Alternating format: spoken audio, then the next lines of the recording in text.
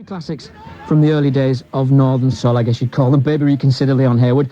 Before that, You Turn My Bitch Into Sweet by Murray Love. And I'm delighted to say I'm joined now by the man who's instrumental in making those available again, and a man well known to all Northern aficionados for his work on Kent Records and the 100 Club and Cleethorpes All-Nighters. It's Ady Croasdell. Hi, Ady. Hi, Stewart.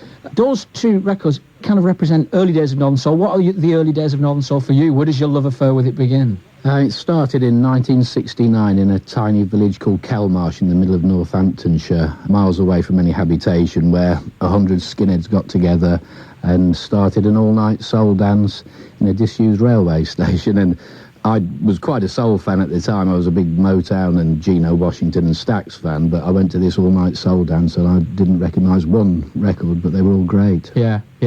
Both those records there have interesting stories associated with them. You were saying that Baby Reconsider by Leon Hayward, do you remember that going for princely some £5? Yeah, this is back in 1969, I think, and £5 was probably a week's wages to most of the kids who were on the scene then, and I couldn't afford more than £6 bob, but some DJs were meant to have been paying £5 for that record, which of course only came out in America. Yeah. That was never issued here, whereas the Mary Love one was issued here, but it was still really rare. And covered by Linda Lewis in this country. Yeah, I think it was Linda Lewis's first ever record. She did the UK version, which was pretty good, but I think Mary edges it for soul content. Sure. Did you travel far and wide to get your kind of fix of soul music as a kid?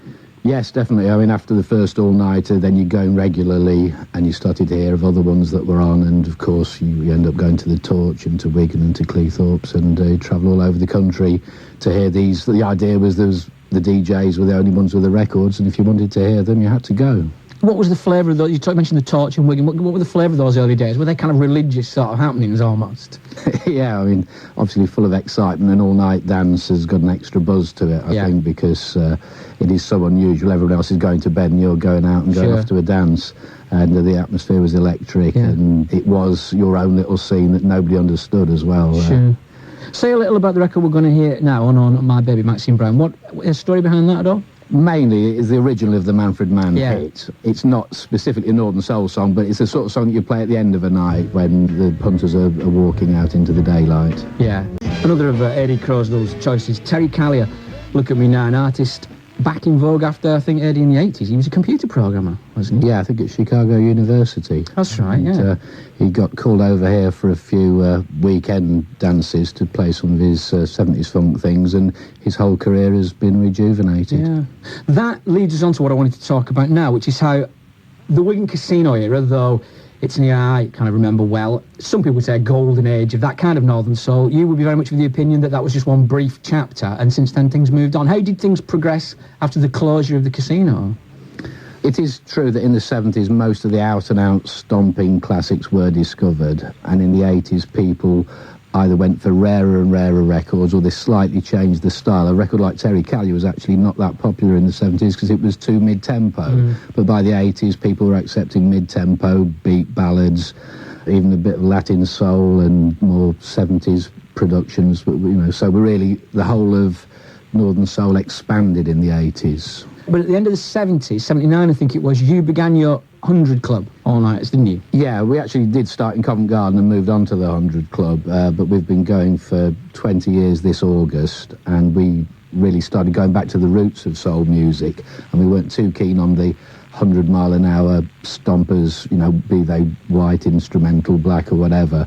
We tried to concentrate on the more soulful performances and proved a great success down here in London. Out of that then comes Kent Records, which I remember that in the 80s I sort of, as I lost touch with Northern Soul music, in fact, like most people, lost most of my records as well, either at parties or that kind of thing, and you were the first label to enable me to get hold of stuff again on CD. How did Kent Records come about?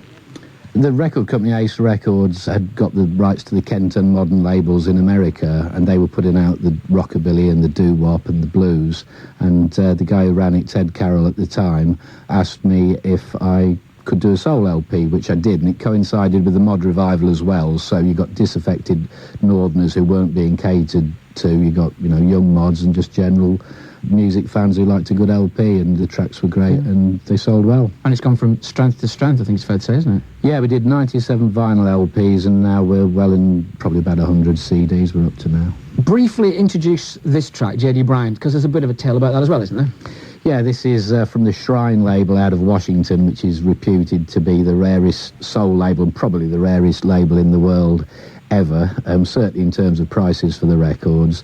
And there were 20 releases or so, and I should think 15 of those are super rare, worth over £300.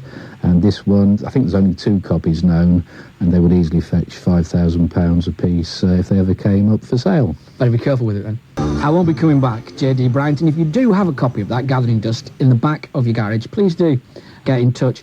Ady, I guess a lot of your time these days is taken up, isn't it, on these kind of archaeological missions to the States, trying to pick up these rare records. The next record being a case in point.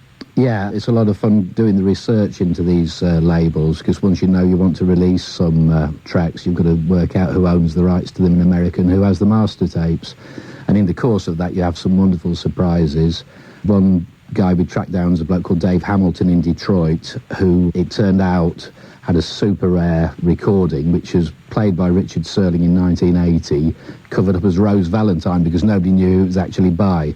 But it turned out it was by a singer called Little Ann, and Dave Hamilton had the master tape, and although Dave sadly died, we managed to buy the label off his widow and reissued it on a CD and actually put it out on a 45 as well.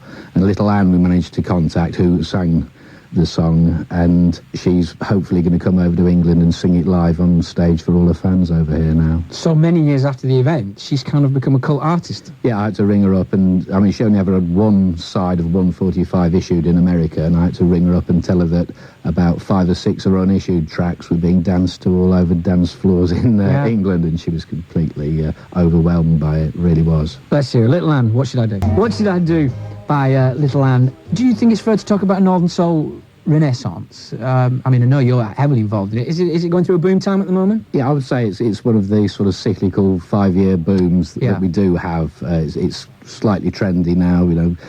Groups like Oasis and Blur and those have sung the merits of the scene, which is very pleasant. It doesn't actually put that many more bums on the scene. No. But yeah, it's a very healthy scene at the moment. There's plenty of good records being discovered, which to me is vital, because just to re-churn out the oldies is a bit of a dinosaur scene for me. I do think you need new discoveries to keep it exciting and to keep it musically adventurous. So on a day-to-day level, what you're doing, I guess, a lot of detective work, really, isn't it? Yeah, try and find more of these, master tapes, put out good CDs, bring over acts for the Cleethorpes Weekender that we do in June, and keep the dances going. The 100 Club, like I say, will be 20 years old in August, and more of the same, but keep up the quality and enjoyment level. What kind of people do you get coming to the 100 Club? I mean, is it a mixture of people? Yeah, it really is sort of 18 to 50-year-olds, and I think out of all the clubs in the country, it's got the highest proportion of younger punters. Which must be gratifying. Yeah, not quite so many people, sort of turning up after a few years off. The 100 Club, because it's been going so long, it's kept a current membership alive. Yeah. Of course, the lifeblood of the scene is the records and discovering new records. And I think you were saying many times you've been to America to try and track down these records, but the one we're going to play in just a moment, yeah. You didn't have to go to America for that, did you? No, I had to walk 200 yards for this one. I've been on about 20 trips to America to try and find the elusive super rare item, and I almost fell into a shop down Hanway Street in London's West End, almost by accident, and found they'd just had a big publisher's demo collection taken in, and in there I found an acetate which turned out to be Benny King. An acetate's a metal disc that was just done for demonstration purposes, and as far as we know it's the only one in the world, and it's an absolutely stunning Liebestoller song from of course one of the classic singers of all time, Benny King. Wow. Ady, thank you ever so much for coming in, and if people do want to call the information line afterwards, I'm sure we can give them details of Cleethorpes next summer and all the other ventures you're involved in. Thanks very much, Ady. Benny King getting to me. After that, Lorraine Chandler, You Only Live Twice. It was written for You Only Live Twice, the James Bond film, but it was passed over as a theme for Nancy Sinatra, but it's Lorraine Chandler's You Only Live Twice. And that is the last track of this series of All Singing, All Dancing, All Night. It's been a great pleasure telling the story, or at least a small part of the story, of Northern Soul over the past 6 weeks. I'm indebted to tonight's guest, Ady Croasdell, and to all the guests who've joined me. Thanks to for all those letters of support. Keep them coming. Hopefully we'll come back with some more Northern Soul in the future. Remember that the Radio 2 information line is 08700 100 200, 08700 100 200 if you need any more information about the tracks we've played, or the reunion at the Highland Room, or any more information about Northern Soul events. After the news, Rick Wakeman and another classic album.